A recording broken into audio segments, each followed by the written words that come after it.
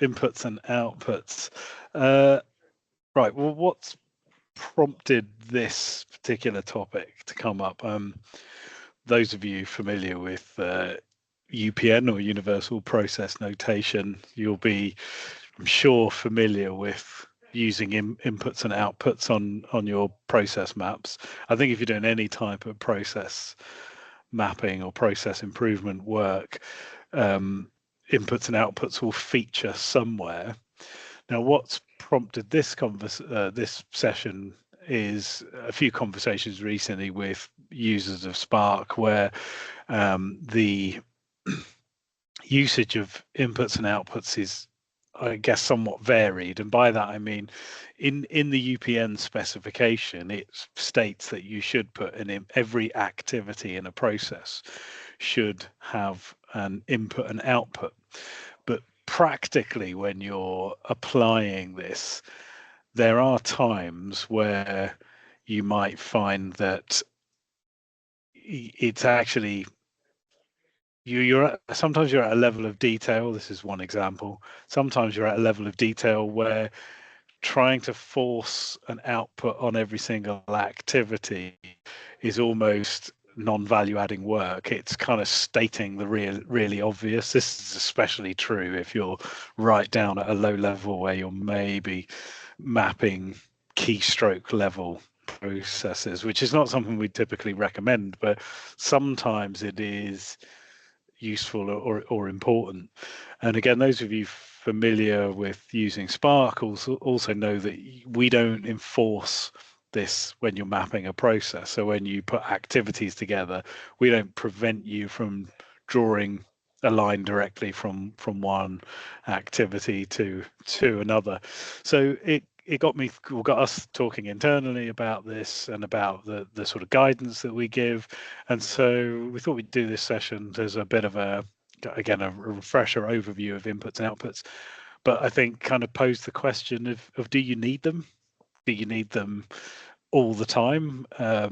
When is the best time to use them, and so on? So I'm just going to go through a few sort of thoughts and pointers and things to consider, which I hope will help people making the decision about when to use inputs and outputs, when it makes sense to, and so on.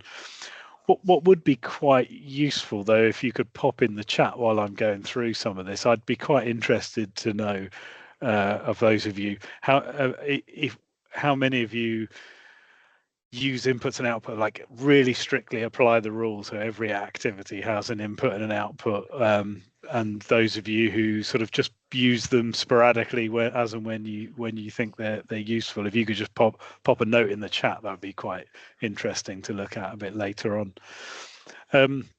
So okay, I posed the question, do we need inputs and outputs in process maps? So a few thoughts just to kind of start off with. I think what are inputs and outputs? Well, what they tell us, they actually tell us a number of things, and I think this is, or they can tell us a number of things, and I think this is one of the reasons why sometimes people can find it hard to think about what they actually are or what they should be. So in the very basic sense, and in UPN it talks about the input being the when or the trigger. So it's the thing that triggers the activity to start, which is true. But an input can also be something tangible or physical. So it might be some sort of ingredient that you need to do the activity. So actually you might end up with multiple things that could be inputs into an activity. So as I said, it could be you need some sort of document or data to be able to perform the activity, but it might be triggered by some sort of event that starts it in the first place. And then on the other side of the activity, if you think about this, is an activity is basically transforming inputs into some sort of output. Then the output can help us understand or know when an activity is finished. It helps us to think about what we have at the end of that particular activity. Again, when we talk about or look at the UPN spec, it poses the question why. And for those of you who've been using Spark a long time, probably may even remember that the input-output box used to be called the why box, and it used to have the question why in it. So it's asking why do we do that activity? Now that's quite a difficult question often to answer, and the why we do some activity might be a bigger why as to why we do the whole process. So why doesn't always work, and it's sometimes quite as I said, it's quite a difficult question often to answer. And so for people trying to map processes, and especially if you're new to it, can be really difficult to get your head around. Now, in our training, we often talk about different questions you might ask when you're trying to work out what an output is. Like, how do you know when that activity is finished? How do you know when you're ready to move on to the next thing? What do you have at the end of it? Do you have something like a document or a template or something something that has changed from as a result of you doing the activity? Or are you handing something over to somebody else? All of these are really good questions that are less about what specifically is the output and more about, do we really understand the process, how it's working? Are we really all aligned on how that process works? So I pose the question, do we even need inputs and outputs? Again, if you've got thoughts on that you want to share, pop them into the chat. I'd be interested to see. From my perspective, the way I think about it, so this is the shortcut to the answer, it's too long, didn't read, is I think we do need them because they're very, very valuable, but I don't think that we have to have them on necessarily on every single activity. There are often times where it's quite obvious what the output at the end of an activity is. So it's about thinking about using it in the right way at the right time to get to get the right information that you need from the process. So asking the right questions. So I've got a few examples that I'm going to just sort of talk through, a few tips and tricks, and then just go. I'm actually going to finish on some of the basics. So rather than starting on that, I'm going to sort of go back to the basics at the end of this. So the place I want to start, though, and I think probably the most important use of inputs and outputs in processes is around setting the scope of your process. So this is something that you should be doing even before you start mapping anything. Now, those of you who've been on training and onboarding sessions with me will know that I always talk about this, that before you start drawing any boxes and lines, you should always start with that, what the process is that you're going to map, and then where does it start and where does it finish? Because what that does is it helps to delineate between what's out of scope and what's in scope. So, and again, I'm sure many of you here will be familiar with tools like SIPOC, so which stands for supplier input process output customer, which is often a very high level way of kind of scoping out scoping out a process. And again, it's really important to understand what the inputs and outputs are before you then go and look at what the process is in the middle. So here I've got kind of the same process repeated a few times, but just to sort of highlight some kind of good and bad examples, I guess, of how to define the input and output from a process. So one of the things that I absolutely think is a complete waste of time is when, and apologies to anyone who might do this, but what I think is a complete waste of time is starting a process with a box that says start and ending a process with the box that says end. Those to me are non-value add activities because they're non-value add things to put in your process. Because if you've laid a process out nice and cleanly left to right, then you can pretty much see where the start point is and where the end point is. So writing start and end isn't helping you. What you really want to know is what is it that's triggering or starting that process and what is it that's ending it. So my second example on the page here, hopefully is a better example where, look, we've got a trigger, which is when the end of year sales report comes out, then this process starts. We can review the sales data. We take the wins and we share that information. We take the losses and analyze the reasons for it before we update essentially next year's sales plan. And then we've got an output that says that that sales plan is available to the team. So it's a good example. It's not the best example, but it's a much better example than the first one where it just simply says start and end. So as I said, what it's all about doing is kind of helping us to understand where we're supposed to be focusing. If you're mapping the process, where the conversation around how that process works needs to be focused on.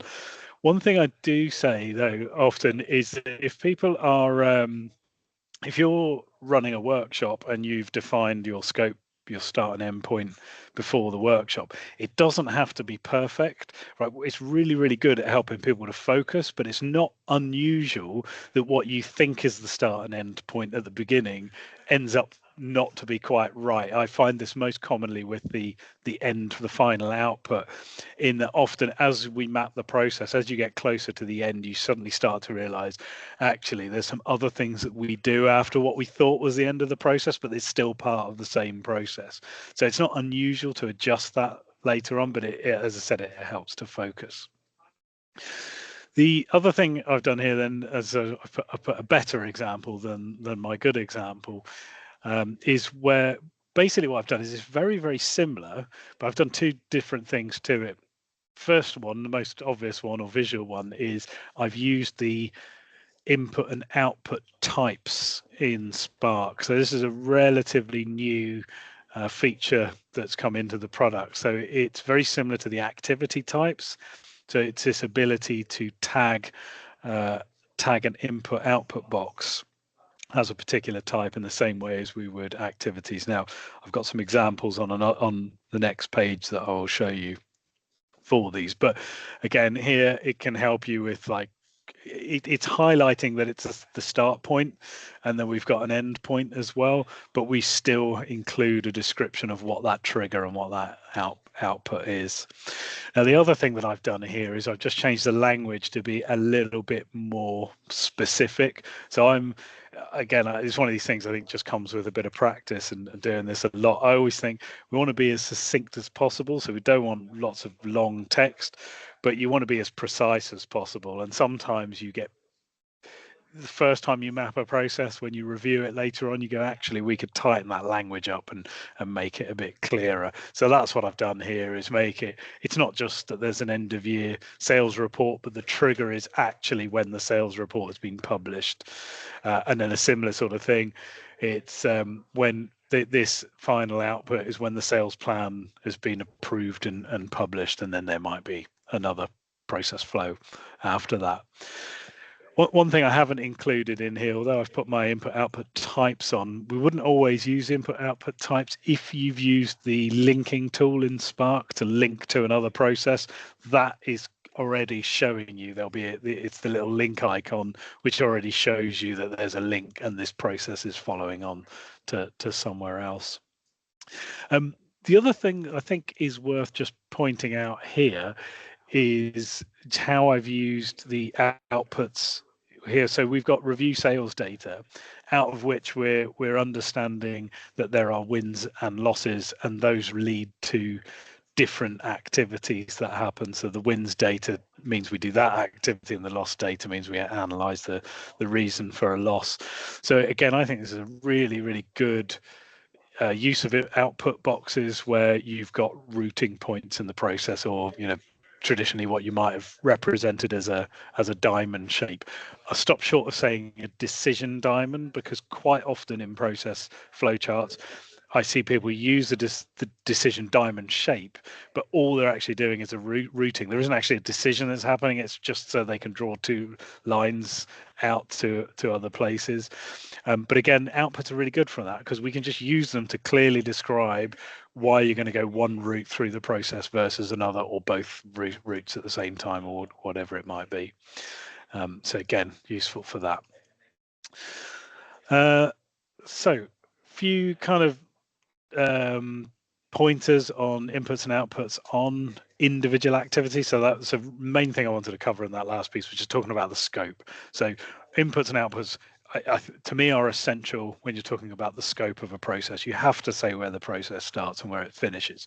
The more, I guess, potentially optional piece, and this is down to how you choose to apply or implement UPN yourself, is whether we really need to do outputs on every single activity. So there's a few thoughts on why you'd use them and in what case you'd use them. Now, if I'm doing a process workshop, again, if you have been on any of our onboarding or training sessions, I'm sure you'll be familiar with the 5-step approach that we take for running and structuring workshops, where we always start with the title and scope. We do the activities, we do the outputs, we do the roles and systems, and then any other information that you might capture. Now, when I'm doing that, obviously do activities. I'll always do the outputs for each activity at that point, because what it's giving you is the opportunity to ask questions. I've put a chance to ask why, but it could be any of those other questions that I mentioned before. How do you know when you're ready to move on to the next? What have you got at the end of it? How have you changed the input? All of those types of things. It actually jumps down to point 4 on my screen here, which is, by asking those questions, you're basically forcing the stakeholders, the SMEs, and all the participants in the workshops to think more, right? When you ask people to describe a process, generally people quite like to talk about what they do and how they work. They'll tell you all the activities they do all day, but actually they don't always stop and think about, should I be doing this activity? Why do we do this? Is it actually adding value to the process or not? And so just by starting to ask them, the stakeholders and the participants in the workshop, those questions really gets them to think about it. And actually, if you're working as an analyst, you want to try and get as much of what they think about how the process works as possible. The more you can understand from them and how they feel about it, what they think could be improved and so on, the much better output that you'll be able to produce. So for me, it's all about that conversation and asking those questions. Even if it gets to a point where we go, actually, we don't really need to add an output on this activity, the fact that we had the conversation about it is the value. And it helps you to understand that value add or non-value add, whether those activities are value add or non-value add. Because if people can't explain what they've got after doing an activity or why they need to do it, then that's a legitimate opportunity to question whether it's adding any value to the process or not. Now, there might be other things that will help you guide you with that, but it is often a really good indicator. I mentioned before about handovers. It really does clarify handovers, because again, when you're asking the questions about it, if it's the minute someone says, oh yeah, well, I fill in this form and then I hand it to that person, or we send the data over to that team, then you can ask you more questions, especially if you've got the receiving or the receiver in the room at the same time, because then that's when they might say, oh yeah, but the data's always corrupt, or the form you send us is the wrong version of the form, or you don't always fill the form out correctly. And so a lot of those problems that you might find later through your analysis, you can draw out then and talk about them. And I think if you're documenting the process, definitely using an output where there's a handover, because you can then describe what the handover is. And then the last point on there is the one I mentioned before. It's great for highlighting your decisions and routing points, because you can use the output boxes to explain the different routes that you're going to take out of the decisions. And then I think the last piece I just wanted to talk about then was just pick up on some of the basics. So I'm sure for some of you this will just be a bit of a reminder, but some of the basics that we always talk about when using outputs. I suppose just as before I go into this, one thing I think when I'm working with teams that are new to using this approach at the beginning, I think it's important to highlight, based on what I was just saying on the last slide there, that it's not your job to if you're the analyst mapping the process, it's generally not your job to answer the question about what the output is. Your job is to ask the questions to work out what the output is. It's the stakeholders and the SMEs that should be answering that particular question. So often your job is just about listening to what they're saying and then turning or trying to form that into something that you can put onto the page that makes sense, is clear, and says what that output is. So the reason I make that point just before I go into this is this first point, which is one of the most common things we always say when you're doing outputs, is try to just avoid putting the past tense of the activity, because again, that is a non-value adding activity. All you've done is taken the text from the activity, reverse it, and put it in there. Put it into the output. So you've just repeated what's in there. That's why sometimes I'll say to people, if you can really not think of anything else and you still think this activity that's preceding it is a value adding activity, then this is a time where you could just draw a line to the next box, because you don't have to kind of repeat the activity as a past tense out of it. So that's kind of the main thing that we say to try and avoid where possible. Sometimes you'll end up putting it in there because it helps for, it'll just make the process look a bit neater or tidier, or it helps. I guess the one exception in this is where you've got a decision point. So you might have an activity to review something, out of which there's either you might have an activity to approve something. Sorry, that was the word I wanted to use. So where something gets approved, now there's a possibility that thing might also be rejected. So having an output saying that the thing was approved is okay, because you've got another output that says the thing was rejected. So you're using the output to clearly define, we're going to go that way if it's approved, or this way if it's rejected. So there is flexibility there. Another one that again is I see quite commonly is people mixing up inputs and outputs and activities. So here I've said inputs and outputs are not activities. Again, for me, I think it's a pretty hard rule that when you're describing activities in a process, you should always describe them using a verb and a noun. So very present tense, active language, raise purchase order. So doing something to something. If you follow that rule, then it's generally pretty easy to avoid doing that in your inputs and outputs, because your inputs and outputs should be a kind of thing that's happened or a thing that exists. So here you can see I've got an output which is raise purchase order, and then I've put an activity, issue purchase order number. That's another activity that would happen after it. So I think it's one of those things, I see it a lot, especially when people are new to this. Just takes a bit of practice to get used to, but try to avoid it. The key thing about that, alternating between the verb noun in the activities and not in the inputs and outputs, is it just makes processes so much easier to read for somebody coming along and picking it up later on. And then using outputs to show different routes through the process, which I talked about before. And here again, a slight variation of the example I just gave, but review the purchase order, and then there's two outputs. It's either approved or rejected, and then that goes on to different steps in the process. And then the last thing I'm just going to share on here is just a bit more about the input output types that we've got in there, which again, they can help you thinking about whether it's a value putting an input or an output on there. So the default ones that we provide in the system is we've got a start point, which is a little arrow pointing in. We've got a handover type, which again, if you want to highlight handovers in your process, now you don't have to use these if you don't want to, they're optional. But again, if you want to highlight handovers from one activity to another, this is quite a nice one, the little handshake one. If you've got different automated activities or activities where you're using systems and you want to show some sort of integration, maybe there's data moving from one to another, we've got one there with the two little opposing arrows. And then we've got three different end types. So we've got basic end type, I think I use this most often where I want to show where a process stops somewhere and it's not linking on to something else. So it kind of just ends at a point. Now, like I said at the beginning, I wouldn't write end in the box. I've just done this to highlight the different types, but I would specify what the output is.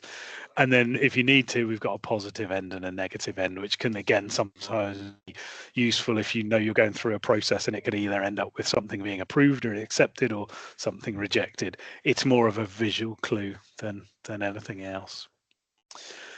And that was it. That was, as I suspected, it's taken us up to time. So I'm going to stop there. So hopefully it was just a bit of a review for some, maybe get you thinking about it. Just have a quick look at some of the some of the comments people have made. So again, I've got some saying use outputs when they're useful. I've got some that says always use inputs and outputs, always try to use them. I mean, like I said, I always start with that point of if I'm in a workshop, or use them to ask the questions. Again, as and when.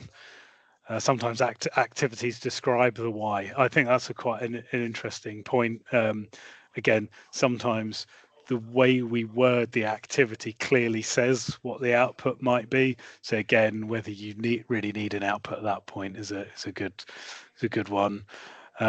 Vital for user guides and onboarding colleagues.